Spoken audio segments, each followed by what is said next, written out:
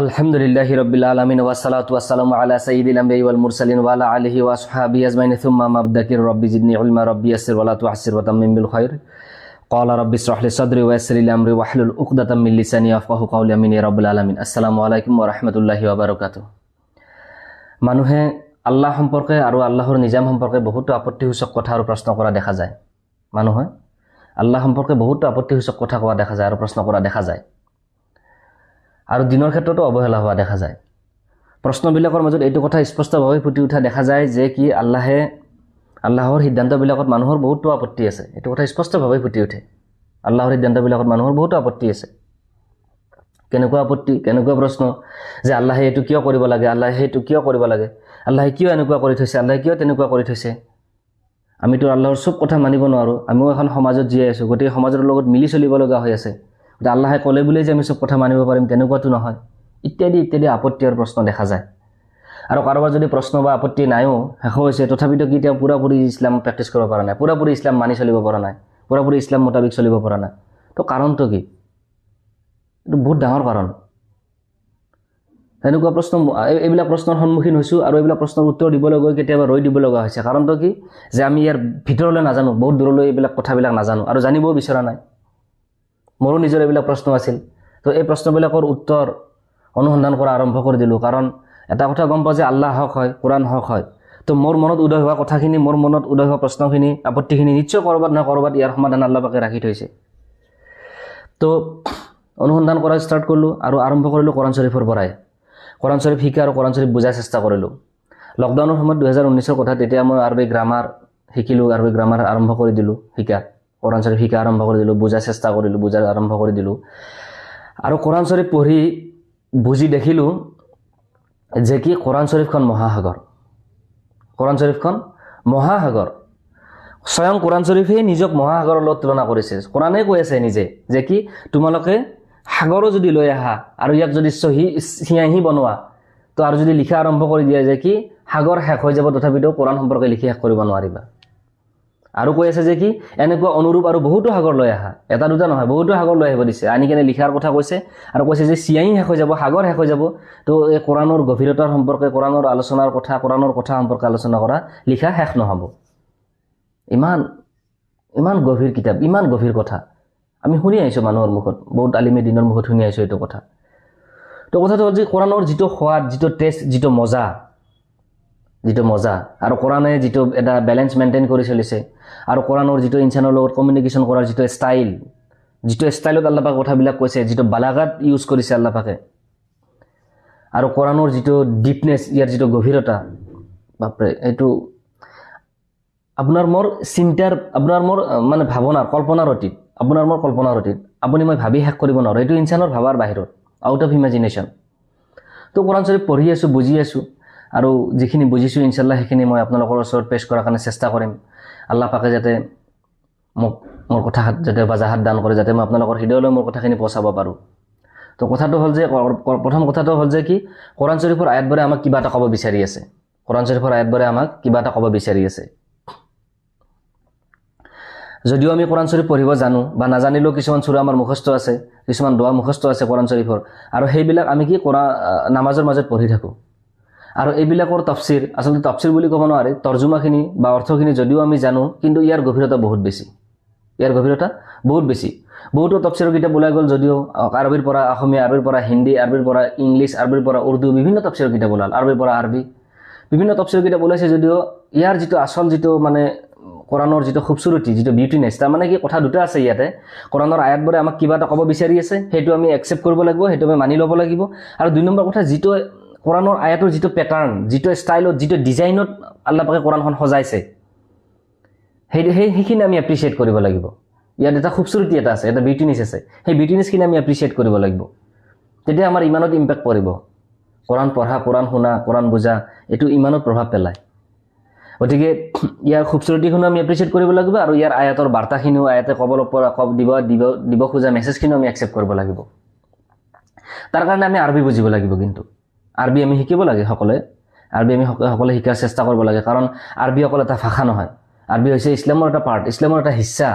গোটেই কোৰআনখনে আৰবীত নাজিল হৈছে, গোটেই হাদিছবিলাকে আৰবিত আছে কোৰাণ যেতিয়া নাজিল হয় মক্কাত আৰু মদিনাত তেতিয়া সেই সময়ত আৰবৰ যিবিলাক কালচাৰ চলি আছিল সেই সময়ত আৰবিয়ান সংস্কৃতি তাৰে কিছুমান সংস্কৃতি আল্লাহ পাকে কোৰাণত দাঙি ধৰিছে কিছুমান সেই সময়ৰ ফকৰা যোজনা আল্লাহ পাকে কোৰাণত দাঙি ধৰিছে তো আৰবৰ ইতিহাস জানিলেহে কোৰাণ বুজাত সহজ হ'ব আৰবিয়ান ইতিহাস জানিব লাগিব আমি তাৰ কাৰণে আমি আৰবী ভাষাটো শিকিব লাগে জানিব লাগে হা আৰবী জানি কেনে কোৰাণ পঢ়া আৰু তফচিল পঢ়াৰ মাজত পাৰ্থক্য আছে বহুত পাৰ্থক্য আছে জানি যেতিয়া আপুনি কোৰাণ পঢ়িব তাৰ যেতিয়া আপুনি চকুৰে যেতিয়া দেখি থাকিব যে ইয়াৰ বিউটিনেছ ইয়াৰ খুবচুৰতিখিনি ইয়াৰ গভীৰতাবিলাক আপুনি যেতিয়া অনুভৱ কৰিব পাৰিব তেতিয়া আপোনাৰ মানে আপোনাৰ ইমানত প্ৰভাৱ পৰি যায় এইবিলাক কথা তাৰ শিকিব লাগে বাৰু যিয়ে নহওক আজিৰ এই আলোচনাটোৰ আজি আমি যেটো আলোচনা এই নিশ্চিতৰ আলোচনাটোৰ বিষয়সূচী লেআউট এইটোৱে হ'ব যে কি যে আল্লাহ পাকে কোৰাণত বিভিন্ন ধৰণৰ কথা বিভিন্ন ধৰণে আলোচনা কৰিছে বিভিন্ন ধৰণৰ কথা বিভিন্ন ধৰণে আলোচনা কৰিছে বহুতো আম্বিয়া আলাইহিস সালামৰ সকলৰ কথা আল্লাহ পাকে আলোচনা কৰিছে প্ৰায় 24-25 জন নবীৰ কথা আল্লাহ পাকে কোৰাণত আলোচনা কৰিছে মুসা আলাইহিস সালামৰ কথা আল্লাহ পাকে কোৰাণত কৈছে 137 বাৰ 136 টাইমছ তো মুসা আলাইহিস সালামৰ কথাখিনি আল্লাহ পাকে কোৰাণত একেবাৰে কিয় নকলে এটা সূৰাত ইয়াতে দুটা আয়াত আৰু এটা বেলেগ সূৰাত দুটা আয়াত আৰু এটা বেলেগ সূৰাত দুটা আয়াত এনেকৈ আল্লাহ পাকে হিচৰিত কৰি ৰাখিছে কথাখিনি মুসা আলাইহিস সালামৰ কথাখিনি কি কাৰণ আল্লাহ পাকে একেলগে কথাখিনি দিলে কি ক্ষতি আছিল একেলগে যদি দিলে কি ক্ষতি আছিল আমাৰ বুজাত সহজ হ'ল ইয়াৰ লাভ কি আৰু আল্লাহ পাকে যিকোনো টপিক এটা কথা আলোচনা কৰিব লৈছে যিকোনো এটা কথা আলোচনা আৰম্ভ কৰিছে সেই টপিকটো শেষ নকৰাতে আকৌ বেলেগ টপিক আল্লাহ পাকে আনি দিয়ে যেনে ধৰা হ'ল নামাজৰ কথাটো আল্লাহ পাকে আলোচনা কৰি আছে নামাজৰ কথা কৈ আছে হঠাৎ আল্লাহ পাকে টপিকটো চেঞ্জ কৰি কি কৰিছে হালাল হাৰামৰ কথা কৈ দিছে হালাল হাৰামৰ কথা কৈ আছে হঠাৎ টপিকটো চেঞ্জ কৰি কি কৈছে মা বাবাৰ হুকুকৰ কথা কৈ দিছে মা বাবাৰ হুকুকৰ কথা কৈ আছে হঠাৎ টপিক চেঞ্জ কৰি এবাৰ কি কৈছে পৰ্দাৰ কথা আহি গৈছে তো ইমান চেঞ্জেছ কিয় কোৰাণ শৰীফত কোৰাণ ইমান পৰিৱৰ্তনশীল কিয় এইটো এটা প্ৰশ্ন কি লাভ আৰু আমি গম পাওঁ যে কোৰাণৰ যিটো সূৰাৰ তৰতিব সূৰাবিলাকৰ যিটো তৰতিব যে কোৰাণ প্ৰথমতে নাজিল হৈছে কোৰাণ দুটা হিস্সাত নাজিল হৈছে এটা মক্কাত এটা মদিনাত কিছু অংশ মক্কাত নাজিল হৈছে সেইখিনি মাক্কী সূৰা কিছু অংশ মদিনাত নাজিল হৈছে সেইখিনি মাদানী সূৰা তো মক্কাতটো প্ৰথমতে নাজিল হৈছে মক্কাত প্ৰায় 1/3 কোৰাণ 3 ভাগৰ 1 অংশ 2 অংশ 2/3 3 ভাগৰ 2 অংশ কোৰাণ মক্কাত নাজিল হৈছে তো মক্কাত নাজিল হোৱা সূৰাখিনি আল্লাহ পাকে মক্কাত যেটো প্ৰথম নাজিল হোৱা আয়াত কি ইকৰা বিস্মি ৰব্বিকাল্লাযী খলাক ক'ত আছে 30 পাৰাত শেষৰ ফালে তো মক্কাত নাজিল হোৱা সূৰাখিনি আল্লাহ পাকে শেষৰ ফালে ৰাখিছে মিক্সিং কৰি ৰাখিছে কেতিয়াবা মাক্কী সূৰা কেতিয়াবা মাদানী সূৰা যেনে সূৰা ফাতিহা মাক্কী সূৰা ইয়াৰ পিছত যেটো সূৰা বাকাৰা ক'ত মদিনাত নাজিল হোৱা সূৰা বাকাৰা মাদানী সূৰা ফাতিহাৰ পিছতে সূৰা বাকাৰা সূৰা আলে ইমৰান সূৰা নিসা সূৰা মাইদা এইবিলাক মাদানী সূৰা এই চাৰিটা ইয়াৰ পিছত আল্লাহ পাকে আকৌ দুটা মাক্কী সূৰা দিছে কি সূৰা আনআম সূৰা আল আৰাফ এই দুটা কি দিছে আল্লাহ পাকে মাক্কী সূৰা দিছে ইয়াৰ পিছত আল্লাহ পাকে কি কৰিছে সূৰা দুটা মাদানী সূৰা দিছে সূৰা মাইদা সূৰা আনফাল সূৰা তওবা মাদানী সূৰা তো ইমান চেঞ্জেছ কিয় কোৰাণৰ সূৰাৰ তৰতিববিলাকো ইমান চেঞ্জ কি কাৰণত আৰু আমি দেখা পাওঁ যে আল্লাহ পাকে যিকোনো এটা কথা কোৰাণত বাৰবাৰ ৰিপিট কৰা দেখা যায় যিকোনো এটা কথা আল্লাহ পাকে বহুতবাৰ ৰিপিট কৰি থকা শুনা দেখা পাওঁ আমি গম পাওঁ যে কি ওয়াল্লাহু বিমা তা'মালুনা খাবিৰ আৰু এই ৰিপিটেশনৰ মাজত কেতিয়াবা আল্লাহ পাকে অকমান চেঞ্জ কৰি দিয়ে ওয়াল্লাহু বিমা তা'মালুনা খাবিৰ ইন্নাল্লাহা বিমা তা'মালুনা খাবিৰ ইয়াৰ অৰ্থ কি ইয়াৰ কাৰণ কি আৰু আমি গম পাওঁ যে কি কোৰাণৰ প্ৰতিটো আয়াত আৰু প্ৰতিটো হৰুফ মানে প্ৰতিটো শব্দ নিজৰ জায়গাত পাৰফেক্ট ইয়াক চেঞ্জ কৰিব নোৱাৰি আৰু না ৰিপ্লেস কৰিব পাৰি ইয়াক মানে কি পৰিৱৰ্তন কৰিব নোৱাৰি আৰু স্থানান্তৰ কৰিব নোৱাৰি পাৰফেক্ট নিজৰ জায়গাত আল্লাহ পাকে যত যেনেকে যি কৈছে সামিনা ওয়া আতানা মানে দেখা আৰু শুনাৰ কথা কৈছে সামিনা ওয়া আতানা কেতিয়াবা কৈছে ওয়া আতানা বা সামিনা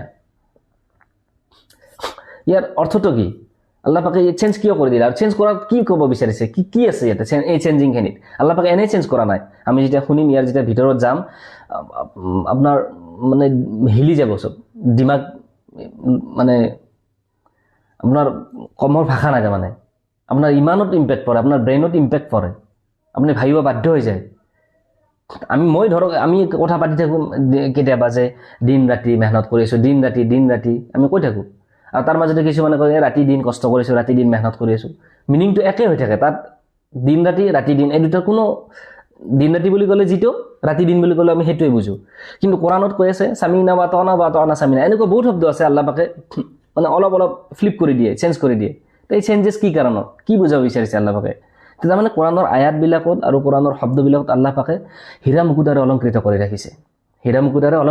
ৰাখিছে তো এই হীৰা মুকুতাৰে অলংকৃত কথাখিনি ইনশাল্লাহ আমি আলোচনা কৰাৰ চেষ্টা কৰিম, যাতে আমি সকলোৱে বুজাৰ চেষ্টা কৰোঁ ইনশাল্লাহ। বহুত গভীৰ কথা, মই যিখিনি বুজিছোঁ, মোৰ যিখিনি আল্লাহ পাকে মোক বুজাইছে, মই সেইখিনি আপোনালোকৰ ওচৰত পেছ কৰাৰ কাৰণে চেষ্টা কৰিম ইনশাল্লাহ।